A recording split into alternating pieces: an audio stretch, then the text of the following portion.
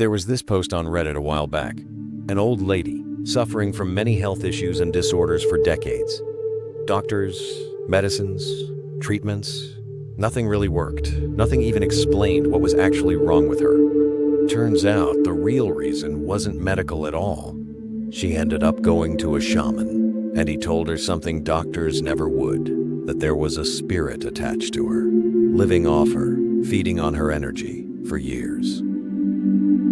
Spirit attachment is probably one of the most misunderstood topics out there. Most people don't believe it until they actually go through it themselves. And the ones who do believe in it, well, a lot of that belief is shaped by Hollywood. But real spirit attachment looks nothing like the movies. No flying across the room, no crawling on walls, no vomiting blood with a demon voice. In reality, it is extremely subtle.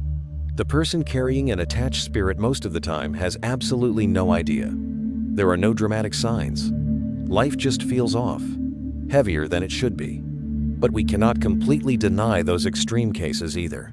They exist. It is just that they are rare. The intensity of a spirit attachment depends on two things: how long the spirit has been attached and what kind of spirit it is. A recent attachment from a relatively lower entity is going to feel very different from something that has been sitting inside someone's energy field for decades. Spirits attach themselves to this aura, energy fields that radiates from energy body. Some spirits are forceful. They break through the aura's natural barrier. Others are more opportunistic. They simply find a gap, a weak spot, and slip in. But the most important factor in all of this is what type of spirit has attached to the person. We can try to loosely categorize them based on their intensity. And that depends on a few things: who they were when they were alive, how they died, and how long they have been stuck in this plane instead of moving on to where they are supposed to go. The more brutal these factors are, the more intense and difficult they become. Level 1 are those who were relatively normal people in their human life, with maybe a few unfulfilled desires. These are the mildest, annoying, but not catastrophic. Level 2 are those who carried a good amount of unfulfilled desires and were also wicked by nature during their lifetime. A step up, more draining, more resistant. Level 3 are those who died in brutal or violent circumstances. When that kind of energy crosses over without resolution, it becomes something much harder to deal with. These take serious effort to remove. And then there is Level 4. These are not human spirits at all. They come from other realms entirely, and these are the ones capable of what we see in those extreme possession cases: the flying, the crawling, the full physical manifestation.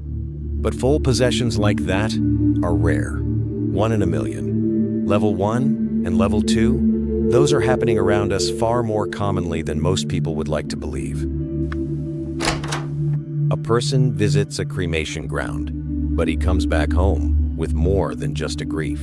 Spirits linger in cremation grounds, and some of them follow. Once inside the home, it finds a corner, usually somewhere dirty, neglected, dark. That becomes its base. Now, if the person has a weak aura, the attachment happens almost immediately. If not, it simply waits. It will keep hovering until the aura loosens, until there is stress or illness or an emotional breakdown, and then it moves in. And once it is in, it starts feeding. Very slowly at first. The fatigue it causes in the early stages is so mild that it can take years before the person even notices something is off. It does not just feed on energy in some abstract way.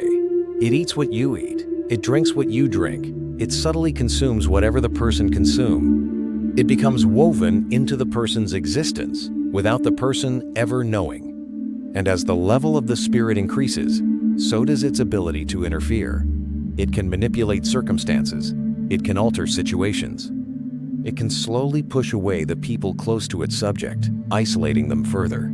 The subject gets weaker. The spirit gets stronger. It tries to isolate him from others, and there is a reason for that. The lonelier the person becomes, the more negative he feels about himself, the easier it is to dominate him. Negativity is basically food for these things. The more they feed, the stronger they get. After years of this, it starts reaching into something even more personal: the mind. It can create specific patterns of negative thoughts and quietly eliminate the positive ones. It can inject its own thoughts into the person's head, and the person assumes those thoughts are his own. Self-confidence slowly turns into self-doubt. The whole psychology shifts. Even the body language changes. You can sometimes see it in a person without knowing why. And in more intense cases, it can alter the person's biology as well. Health starts declining in ways that don't quite make sense medically. So you have a person who a decade ago was successful, confident, socially active, full of life, and now he is depressed, isolated, sick, and stuck. And the reason is something literally living off him that he has no idea about. But here is something important. Not every depression is this attachment. Not every illness, not every string of bad luck. Spirit attachment is rare, maybe 1 in 1,000 cases. Most people suffering from depression or anxiety are dealing with very real psychological and biological issues that need proper medical attention. It has a wide variety of mental disorders in its menu, actually every mental disorder. Any mental condition can either be a genuine one, or it can be this, or it can be a mixture of both, meaning a person already has some underlying disorder and the spirit simply pours fuel on it. Makes it worse, harder to treat, harder to even diagnose correctly. Personality disorders, chronic depression, suicidal tendencies. These are some of their favorite meals because these states generate exactly the kind of energy they thrive on. And it does not always stay limited to one person. These attachments can run through generations, entire family lineages slowly getting destroyed without anyone understanding why. One affected member brings it into the household, and over time it starts spreading, slowly turning every member of that family into a shadow of who they could have been. Feels like the whole family is cursed. Cremation grounds are not the only places where spirits linger. Bars, hospitals, abandoned buildings, sometimes even certain trees.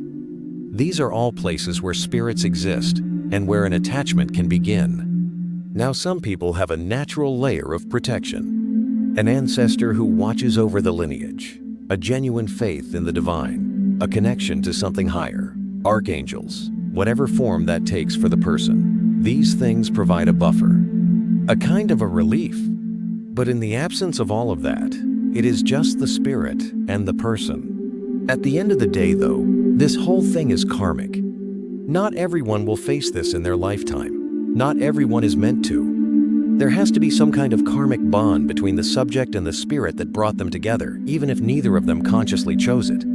The karma will ripen at its own time, in its own circumstances, and the suffering will continue until that balance is restored, until the debt, whatever it is settled.